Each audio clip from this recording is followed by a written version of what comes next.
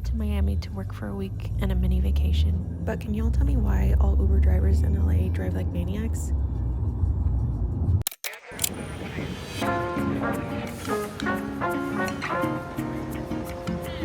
We finished our week of work and have a couple of days to explore in Miami, so we're starting our day with some sweets for breakfast.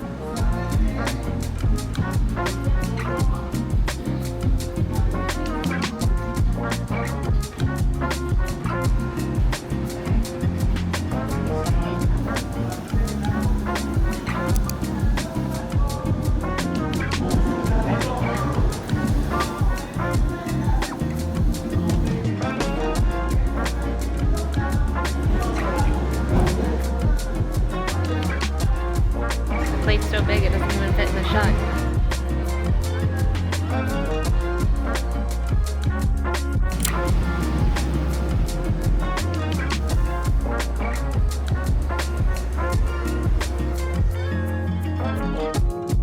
We were so surprised this was so cheap because it was really thoughtfully decorated. I really enjoyed all the decoration everywhere.